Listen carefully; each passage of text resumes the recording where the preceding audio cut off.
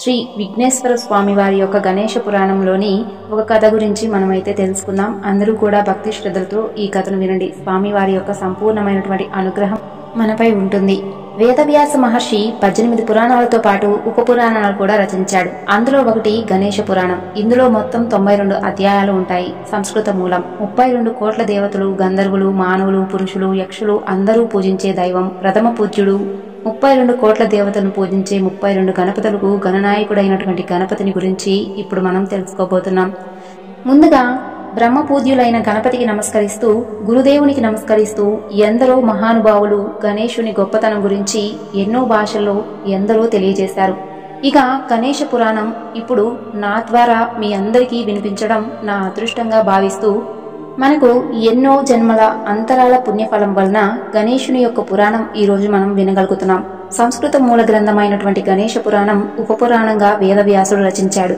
పూర్వము నైమిషారణ్యంలో శౌనకాది మహర్షులు లోక కళ్యాణం కొరకు 12 సంవత్సరాలు వ్రతయాగాన్ని తలపెట్టారు.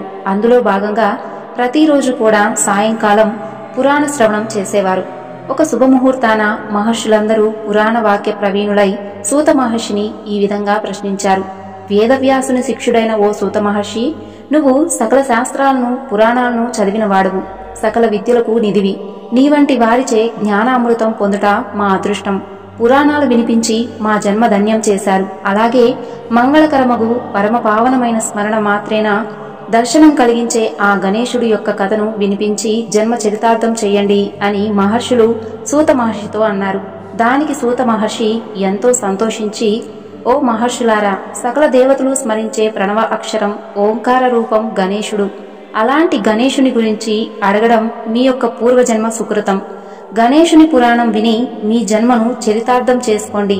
పూర్వకాలంలో బ్రహ్మదేవుడు వ్యాస మహర్షికి ఈ పురాణాన్ని ఉపదేశించాడు. ఆయన భృగు మహర్షికి ఉపదేశించాడు. భృగు మహర్షి తర్వాత కాలంలో సోమకాంత మహారాజుకు ఉపదేశించాడు. భృగు మహర్షి సోమకాంత మహారాజుకు తెలిపినటువంటి విధంగా ఇప్పుడు నేను ఈ పురాణాన్ని యథాతథంగా మీకు తెలియజేయబోతున్నాను అని తెలిపాడు సూత మహర్షి.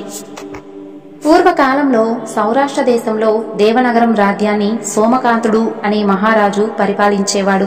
అతను ధర్మం 4 పాదాలుగా నడిపిస్తూ ప్రజలను కన్నబిడ్డల వలె ప్రేమగా పాలించేవాడు. అతడు సౌందర్యంలో మన్మధుని తలదన్నేలా ఉండేవాడు. చంద్రుడు వెన్నెల వంటి శరీర కాంతి కలిగినటువంటి భక్తి భావనతో ప్రకాశించేవాడు. మరో మన్మధుడా అనిపించేవాడు. సోమకాంత మహారాజు ధర్మబద్ధంగా పరిపాలన చేయడం వలన అతని పరిపాలనలో రాజ్యం సుభిక్షంగా సస్యశ్యామలంగా ధనధాన్యాలతో పాడి పంటలతో కలకలలాడుతూ ఉండేది. శత్రువులకు కన్నెత్తి చూడరానిదిగా ఉండేది. ఇక రాజుగారి కొలువులో 5 మంత్రులు ఉండేవారు. వారు రాజుగారికి సరైన సలహాలు ఇస్తూ ఉండేవారు. వారి సలహాలతో మహారాజు తనదైన శైలిలో వ్యూహాన్ని పన్నుతూ పరిపాలించేవాడు. ఇక రాజుగారి మంత్రుల పేర్లు రూపవంతుడు, విద్యావంతుడు, క్షేమంకరుడు, జ్ఞానగుమ్యుడు, సుబలుడు. ఆయన భుజబలంతో అనేక మందిని సామంత రాజులుగా చేసుకుని వారిచే కప్పం తీసుకునేవాడు. సుధర్మ అనే అందాల సౌందర్యవతి అయినటువంటి భార్య ఉండేది. ఆమె సకల సద్గుణ సంపన్న.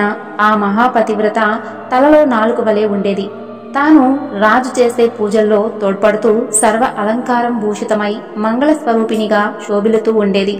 ఆ పుణ్య దంపతులకు అమిత బలశాలి, గుణశాలి, బుద్ధిశాలి అయిన హేమకంఠుడు అనే కుమారుడు జన్మించాడు. ఇలా కీర్తి ప్రతిష్టలతో తూలతూగేటటువంటి ఆ మహారాజు లోక కళ్యాణం కొరకు యజ్ఞయాగాలు నిర్వహిస్తూ దాతాయి తన రాజ్యాన్ని అన్నపూర్ణగా చక్కగా తీర్చిదిద్దాడు. ప్రజలకు ఎలాంటి కష్టమూ లేకుండా పరిపాలన సాగించేవాడు.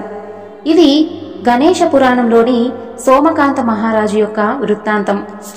సూత మహర్షి మహర్షులతో గణేష పురాణం ఈ విధంగా చెప్పసాగాడు. సోమకాంత మహారాజు అంత ధర్మబద్ధంగా పరిపాలించినా తన పూర్వజన్మ కర్మ అతన్ని మాత్రం వదిలిపెట్టలేదు. ఆ కర్మానుసారంగా అతనికి అతి దారుణమైన కుష్టు వ్యాధి సంక్రమించింది. శుభ అశుభాలు ఏమైనప్పటికీ కర్మానుసారం అనుభవించి తీరవలసిందే కదా. ధర్మశాస్త్రాల ప్రకారం సోమకాంత మహారాజు ఆ వ్యాధిని నిబ్బరంగా అనుభవించసాగాడు. క్రమక్రమంగా ఆయన ఆరోగ్యం క్షీణించి శరీరమంతా కూడా దుర్గంధభూయిష్టమైనది. అతనికి చాలా దుర్భరంగా తలపించేది. శరీరం క్షీణించి శరీరం మాత్రం కప్పుకున్న ఎముకల గూడు అయిపోయింది. అప్పుడు ఆ రాజు మంత్రులను పిలిచి వారితో ఇలా అన్నాడు, ఓ మంత్రులారా, నా శరీరం నానాటికి క్షీణించిపోతుంది. నాకు తెలిసినంత వరకు అన్ని సత్కార్యాలు చేశాను. సాధు సజ్జనుల సలహాలతో ప్రజలు మెచ్చుకునేటట్లు ధర్మబద్ధమైనటువంటి రాజ్యపాలన కూడా చేశాను. శత్రువుల భయం లేకుండా ప్రజలను చాలా జాగ్రత్తగా కాపాడాను. కానీ పూర్వజన్మ కర్మఫలంగా ఈ వ్యాధిని ఈ రోజు నేనిలా అనుభవిస్తూ ఉన్నాను. ఈ శరీరంతో నేను రాజ్యపాలన చెయ్యలేను. నా రాజ్యాన్ని నా అనంతరం నా కుమారుడైనటువంటి హేమకంఠునికి కట్టబెట్టి మహారాజును చెయ్యండి. మీరంతా నా కుమారునికి అండదండలుగా నిలిచి పరిపాలనను కొనసాగించండి. నేను వానప్రస్థం స్వీకరించి అరణ్యమునకు వెళ్లి తపస్సు చేసుకోవాలి అనుకుంటున్నాను అని సోమకాంత మహారాజు తన మంత్రులతో తెలియజేశాడు. సోమకాంత మహారాజు వానప్రస్థం స్వీకరించి అరణ్యం వెళ్లుటకు నిర్ణయించుకున్నాడు. తనకు వచ్చినటువంటి వ్యాధితో సతమతమవుతూ మూర్ఛపోయాడు. మంత్రులు ఔషధాలతో ఓదార్పు మంత్రాలతో మళ్లీ తిరిగి సోమకాంత మహారాజును మేల్కొల్పారు. రాజా, నీవిచ్చిన ధనంతోనే పదవులతోనే మేము సుఖంగా జీవిస్తున్నాం. అంతటి బాధలో నిన్ను వదిలి మేము ఎలా ఉండగలం? మేము మీతో పాటే అరణ్యముకు వస్తాము. మీ కుమారుడైన హేమకంఠుణ్ణి మీ యొక్క అభీష్టం మేరకు మీ రాజ్యానికి రాజుగా చేసి మీ వెంట మేము వస్తాము అని మంత్రులు ఈ విధంగా చెప్పారు. ఆ మంత్రుల మాటకు ఆ రాజు భార్య అయినటువంటి సుధర్మ మంత్రులతో భార్యగా భర్తకు సేవలు చేస్తూ పాతివ్రత్య ధర్మాలను పాటిస్తూ నా భర్తతో పాటు నేను కూడా అరణ్యమునకు వెళ్తాను అని మంత్రులను వారిస్తుంది. ఇదంతా విన్న కుమారుడు హేమకంఠుడు తల్లిదండ్రులకు సేవ చేయడం కన్నా మహాభాగ్యం ఏమి ఉంటుంది? ఈ రాజ్యం పదవులు నాకు ఏమీ అక్కర్లేదు. మిమ్మల్ని అనుసరించి మీతో పాటే ఉంటూ మీకు సేవ చేస్తూ నా జన్మను తరింపచేసుకుంటాను అని తల్లిదండ్రులతో అన్నాడు. అప్పుడు సోమకాంత మహారాజు కుమారుని దగ్గరకు పిలుచుకొని పితృవాక్య పరిపాలన చేస్తూ పితృదేవతలకు శ్రాద్ధాలు చేయడం, పిండ ప్రదానం చేయడం, దాన ధర్మాలు చేయడం కుమారుని యొక్క కర్తవ్యాలు అని శాస్త్రాలు చెబుతున్నాయి. కాబట్టి నీవు మంత్రులతో కలిసి రాజ్యానికి వెళ్లి ధర్మబద్ధంగా పరిపాలన సాగించు అని సోమకాంత మహారాజు భార్యా సమేతుడై అరణ్యాలకు వెళ్లాడు. సోమకాంత మహారాజు భార్యా సమేతంగా వానప్రస్థం తీసుకునేందుకు వెళ్లే ముందు తన కుమారుడైనటువంటి హేమకంఠుడు రహస్య ఆలోచన మందిరంలోనికి తీసుకువెళ్లి స్వర్ణకంఠ భూషితమైనటువంటి ఇంద్రుణ్ణి స్వర్గ సింహాసనంతో పోలి ఉన్నటువంటి ఆసనంపై కూర్చుండబెట్టుకొని అతని వీపుపై ప్రేమగా చేతితో నిమురుతూ అనేక రకములైనటువంటి ఆచార వ్యవహారాలు, రాజనీతి రహస్యాలను ఇలా ఉపదేశించారు. కుమారా, రాజైన వాడు అనేక ధర్మంతో పాటు సదాచారం కూడా పాటించాలి. దానితోనే ఆయువు, ఆరోగ్యం, కీర్తి వర్ధిల్లుతాయి. దేవతా అనుగ్రహం, వంశాభివృద్ధి కలుగుతుంది. ఈ సదాచారం విశేషాలన్నీ నీకు క్లుప్తంగా వివరిస్తాను. అర్ధరాత్రి 2:30 గంటలు ఉన్న సమయంలో సూర్యోదయానికి ముందుగా బ్రాహ్మీ ముహూర్తంలో నిద్రలేవాలి. పడుకున్న శయ్యను వదిలి శుచి అయినటువంటి స్థానంలో కూర్చుని గురువులను ప్రార్థించాలి. తరువాత దేవతలను ఓంకార సహితంగా భూమాతను ధ్యానించాలి. భూమిపై పాదాలు ఉంచుతున్నందుకు క్షమాపణ కోరాలి. తరువాత బ్రహ్మాది దేవతలు సైతం పూజించేవాడు, సకల దేవతలకు వరాలు ఇచ్చేవాడు, చతుర్విధ పురుషార్థాలు ప్రసాదించేవాడు, వాక్కులకు మనసుకు అతీతుడైనటువంటి ఆ గజానునకు నమస్కరించాలి. ఆ తరువాత త్రిమూర్తులైనటువంటి బ్రహ్మ, విష్ణు, మహేశ్వరును స్మరించి మానసాపచార పూజ చేసి బహి ప్రదేశానికి నీటి పాత్రతో నైరుతి దిక్కుకు వెళ్ళాలి. బ్రాహ్మణులు ఎర్రటి ఒండ్రు మట్టిని, వైశ్యులు శూద్రులు అయితే నల్లటి ఒండ్రు మట్టిని తీసుకొని నదీ తీరంలో పుట్టలు, బ్రాహ్మణ గృహాలు ప్రదేశాలను విడిచి దూరంగా శౌచక్రియలు నిర్వర్తించాలి. దివారాత్రములలో అయితే ఉత్తర దక్షిణ దిశలో మూత్ర విసర్జన చేయాలి. 10 సార్లు ఎడమ చేతిని, ఆ తరువాత మరొక 7 సార్లు 2 చేతులను, ఒకసారి పాదములను మట్టితో శుద్ధి చేసుకోవాలి. తరువాత వ్రతాలు చేసేవారైతే 20 సార్లు మట్టితో, వానప్రస్థ అయితే 30 సార్లు, సన్యాసులు అయితే 40 సార్లు మట్టితో, స్త్రీలు శూద్రులు అయితే 10 సార్లు శుద్ధి చేసుకుంటే మంచిది. దంతధావనకు గనక వేప పుల్లలు, వృక్షమా మాకు బలాన్ని, తేజస్సును, ఓజస్సును, బుద్ధిని, సంపదలను ప్రసాదించవలసిందిగా అని ప్రార్థించి మరీ తోముకోవాలి. ఆ తరువాత చెరువులో కాని నదిలో కాని అపవిత్ర పవిత్ర అనే మంత్రాలతో జపించి గాయత్రి మంత్రాన్ని జపించాలి. సంధ్యావందన కార్యక్రమాలు ముగించాక ఏకాగ్రత చిత్తముతో గాయత్రి మంత్ర జపం చేయాలి. తరువాత గురు ప్రతిష్ఠ మంత్రం జపించి పరంగా మంత్రాది దేవతను ఆహ్వానించి హోమం చేయాలి. వేద శాస్త్ర గ్రంథాలను అధ్యయనం చేస్తూ పూజలలో మాత్రం ఏమాత్రం కూడా పిసినారితనం మాత్రం పనికిరాదు. అటు తరువాత పురాణ శ్రవణం చెయ్యాలి. రాజైన వాడు ఇతరులను నిందించుట మానాలి. ఎన్ని కార్యాలు ఉన్నా తన భార్యను విసర్జించడం చేయకూడదు. అలాగే ఋతుమతిగా ఉన్నప్పుడు సంగమించకపోవడం కూడా దోషమే. గోబ్రాహ్మణులను సేవించాలి, తల్లిదండ్రులను సేవించాలి, గురుసేవ చేసి దాని ఆచరణలోకి తీసుకురావాలి. సాధువులను సగౌరవంగా సత్కరించి వారి ఆశీస్సులు పొందాలి. దీనులైన వారికి అన్న వస్త్రాలను ఇచ్చి ఆదరించాలి. ప్రాణం పోయినా సత్యవాక్యాన్ని వదలకూడదు. సాధు సత్పురుషుల యొక్క సేవా ఫలితం అనంతమైనది. తప్పకుండా ఆ దైవానుగ్రహం కలుగుతుంది. శ్రద్ధాభక్తులతో అనన్య మనసుతో సాధువులను సత్పురుషులను సేవించాలి. ఇది సదాచారం. ఇక రాజనీతి విషయానికొస్తే రాజైన వాడు నిష్పక్షపాతంగా పరిపాలన చెయ్యాలి. రాజ్యపాలన విషయంలో రాజు ఎప్పుడూ ఏమరపాటు ఉండకూడదు. పాత శత్రువులను గుడ్డిగా నమ్మకూడదు, దగ్గరగా మసులుకోకూడదు. అలాగే శక్తి కొలది దానం చేయాలి. దానం చేయనప్పుడు ఆ సంపద క్షీణించి రాజు దరిద్రుడవుతాడు. సమర్థవంతమైన పరిపాలన చేయుటకు గూఢాచారులను నియమించాలి.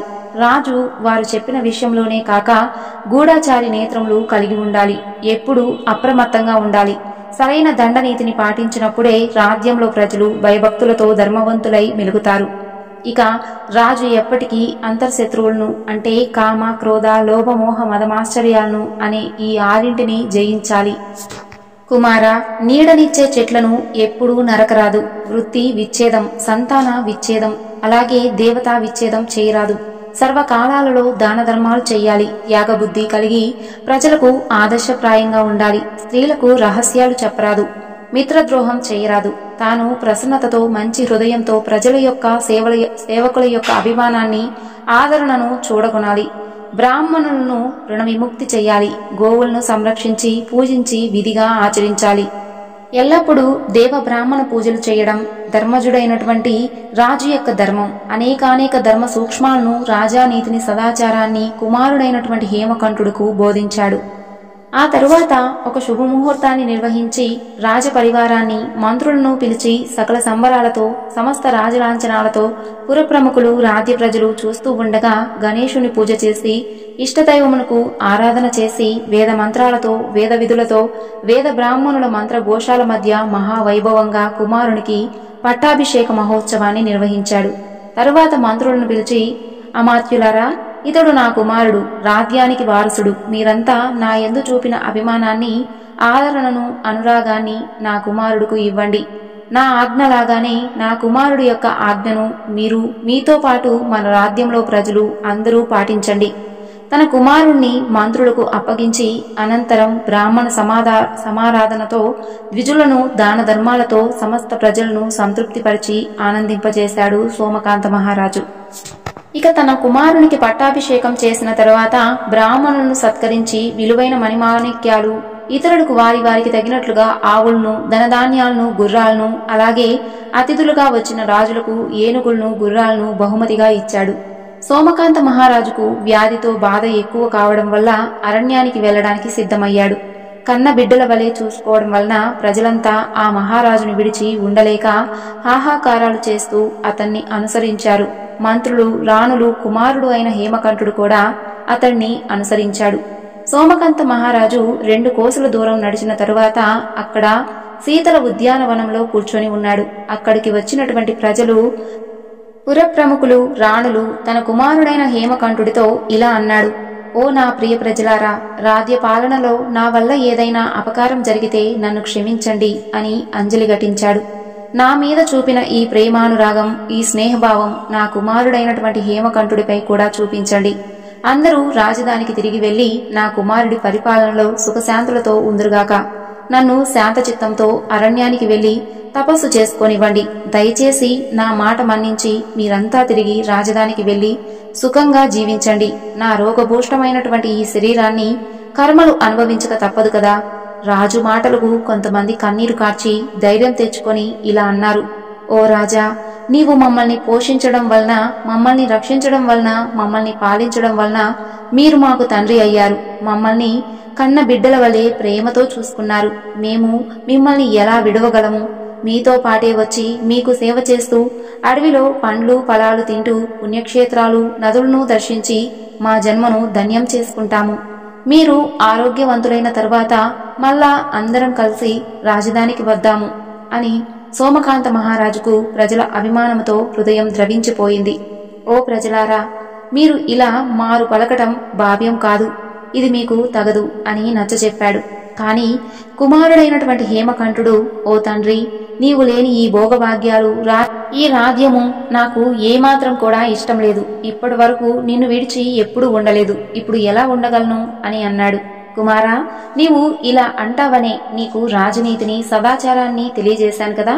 ప్రజలను కన్నబిడ్డల వలె చూసుకొని వాళ్ళ ప్రేమను పొందుతూ ధర్మబద్ధంగా పరిపాలించు. నేను అరణ్యంకు వెళ్లి తపస్సు చేసుకున్నా నువ్వు నా అంతరాత్మకు కనుక నా హృదయంలోనే నాతో పాటు ఉంటావు. దైవానుగ్రహం వలన నా ఆరోగ్యం కుదుటపడితే తిరిగి నేను రాజధానికి వస్తాను. కాబట్టి ఇప్పుడు నన్ను అనుసరించడం అధర్మం. రాముడు తండ్రి మాట విని అరణ్యమునకు వెళ్లాడు. పరశురాముడు తండ్రి మాటను విని మాతృవధ చేశాడు. తిరిగి మాతను బతికించమని అన్నాడు. లక్ష్మణుడు భాతృ ఆజ్ఞ ప్రకారం కారణం అడగకుండానే సీతాదేవిని అరణ్యంలో విడిచిపెట్టాడు. కుమారా, నా అభీష్టం మేరకు నీవు కూడా నగరంలోకి వెళ్లి పరిపాలన సాగించు, నా ఆజ్ఞ అని సోమకాంత మహారాజు అందర్నీ ఓదార్చాడు. తిరిగి అందరూ కూడా రాజధాని వైపుకు వెళ్లారు. సోమకాంత మహారాజు మాట విని ప్రజలందరూ రాజధానికి వెళ్లిపోయారు. హేమకంఠుడు తండ్రి నచ్చజెప్పినా తిరిగి తల్లి వద్దకు వచ్చి ఇలా అన్నాడు. అమ్మా, మీతో పాటు అరణ్యంకు వచ్చేలా నాన్నగారిని మీరైనా ఒప్పించండి. నన్ను ఒంటరిని చేసి వెళ్లడం మీకేమన్నా న్యాయమా? మీరు లేని ఈ రాజ్యం సుఖాలు నాకు అవసరమా అమ్మా? తండ్రి గారికి నువ్వైనా చెప్పమ్మా. దానికి మహారాణి అయినటువంటి తల్లి సుధర్మ తన కుమారుణ్ణి దగ్గరకు తీసుకుని శిరస్సు పైన ముద్దాడి ఇలా అన్నది. నాయనా, నీ తండ్రి గారు ఈ వ్యాధితో శరీర అస్వస్థతకు లోనై బాధపడుతున్నారు. భార్యగా ఆయన సుఖాల్లో పాలు పంచుకున్న నేను కష్టాల్లో కూడా పాలు పంచుకోవాలి కదా. మీ తండ్రి గారిని విడిచి నేను వెళ్లడం ఏమాత్రం కూడా ఒప్పుకోలేను. అది ధర్మ విరుద్ధం కూడాను. మీ తండ్రి గారికి సేవలు, ఆయనతో అరణ్యమునకు వెళ్లడమే నిజమైనటువంటి ప్రతివతా ధర్మం. యువరాజుగా నీవు తండ్రి చెప్పినటువంటి ఆజ్ఞను పాటించి తిరిగి రాజధానికి వెళ్లి సుపరిపాలన చెయ్యి అంటూ నచ్చచెప్పింది. ఇలా ప్రేమపూర్వకమైనటువంటి తల్లిగారి మాటను విని కుమారుడైనటువంటి హేమకంఠుడు ధర్మబుద్ధితో తల్లిదండ్రులకు ప్రదక్షిణా నమస్కారాలు చేసి తిరిగి రాజధానికి వెళ్లాడు. హేమకంఠుడు రాజభవనంలోకి ప్రవేశించగానే విషాదం కలిగినటువంటి రాజాజ్ఞను శిరసా వహిస్తూ సంతోషం మిళితమైనటువంటి ధర్మబద్ధంగా తండ్రి చెప్పినటువంటి నీతితో రాజ్యపాలన చేయసాగాడు. మరొక వీడియోలో గణేష పురాణంలోని ఈ కథను తెలియజేస్తాను. అంతవరకు నమస్కారం. సర్వేజన సుఖినో భవంతు. సర్వం శ్రీ లలితార్పణమస్తు. స్వస్తి.